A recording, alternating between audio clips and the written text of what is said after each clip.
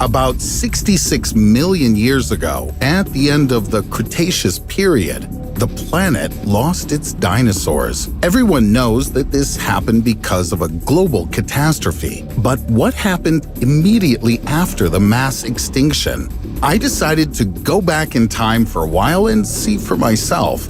And it turns out that everything was completely different than we're used to thinking. Today, we're going to visit a planet that humans haven't yet set foot on, a planet that was almost destroyed by a meteor strike.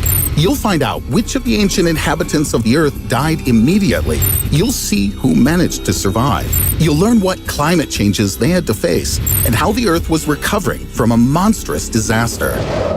At the end of the Mesozoic era, a huge asteroid or comet crashed into the Earth. Scientists are still arguing about this. The diameter of this celestial body was anywhere from 11 to 80-odd kilometers, or from 7 to 50 miles. That is, on average, it might have been the size of the city of Washington, D.C. When one edge of the asteroid had already hit the ground, the other end was still higher than the flight zone of the Boeing 747. Such a collision couldn't pass without a trace. The asteroid left behind a giant crater. It covered half of the Gulf of Mexico, and no wonder. The crater has a diameter of 150 kilometers, or 93 miles, and a depth of about 20 kilometers, or 12 miles. This wasn't the first collision between our planet and a celestial body, but it has become one of the largest. The world changed in an instant. The impact caused mega tsunamis with a height of more than 100 meters, or 330 feet,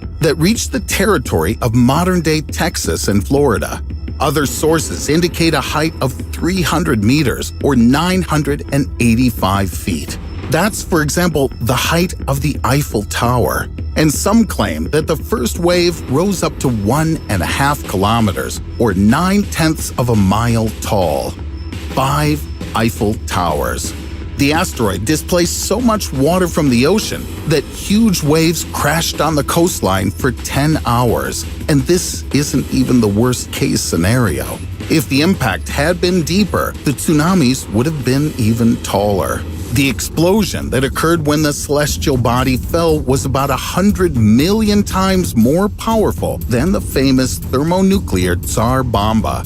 Forests within thousands of kilometers or hundreds of miles were destroyed in just a second. Some scientists believe the explosion was equivalent to 100 trillion tons of TNT. It was enough to destroy the coastline, cause 12-point earthquakes and landslides all the way to Argentina. And these, in turn, caused new tsunamis, a real chain of horror. Impossible to survive if you found yourself in its path. But this was only the beginning of the disaster. The energy with which the asteroid crashed into the Earth was enough to set fire to the landscape within a radius of 1,500 kilometers, or 930 miles. Even huge dinosaurs like Diplodocus died. Those that weren't hit by the explosion or fire were dragged away by the retreating wave. Tiny particles of rock and other fragments were thrown high into the atmosphere. Later, geologists have found these fragments all over the world, because after being blown into the air, about 40 minutes later, the particles began to fall rapidly. They were like drops of hot glass. Their kinetic energy was equivalent to 20 million megatons of TNT, and all of it was converted into heat. Each falling particle turned into an incandescent lamp. Together, they quickly warmed up the atmosphere, and the Earth became a real hell. The vast majority of dinosaurs and many other terrestrial organisms were in the affected area. After avoiding a tsunami or earthquake, they likely died after a few hours from intense heat. The planet, previously covered with forests, almost instantly caught fire. About 75% of living things were destroyed, including any mammal weighing more than 25 kilograms or 55 pounds. Acid rain oxidized the oceans. Half of the plant species also died immediately or within a few hours. Soot from the fires combined with dust from the impact blocked the sun's rays. The Earth was deprived of sunlight for about a year. This greatly affected the climate. In the end, some of the plants that managed to survive the impact also died. After these, large herbivores miraculously survived. Then carnivores. Water ecosystems were also destroyed, but not completely.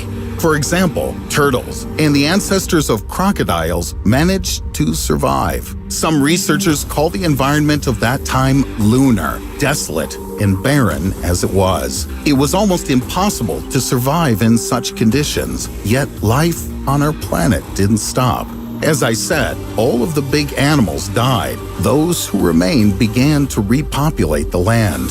The foraminifera were the first to recover. These are single-celled organisms that appear in the crater a few years after the impact. Then the ferns awoke. In just a millennium, they were able to expand and occupy almost all of the space that was left. But large mammals faced different conditions. There wasn't enough food. Therefore, only small animals weighing no more than 600 grams, or 1 3/10 of a pound, roamed among the ferns. There were just a few flowering plants and nutritious seeds in the world. But after 100,000 years, mammals returned to the size of a raccoon. The ferns were replaced by palm forests. There was more food. The world was gradually returning to normal. 200,000 years later, the so-called palm period was replaced by the period of pecan pie. Of course, no pies were prepared then, but there were nut-like plants. This means that there was much more nutritious food. Mammals took advantage of this. The diversity of species increased by about 3 times. The largest individuals reached 25 kilograms or 55 pounds. This is the weight of a fairly large beaver or gazelle. It seems that mammals evolved along with plants. Finally, about 700,000 years later, there were beans. And this is much more important than it seems at first glance. Beans worked as protein bars for ancient mammals.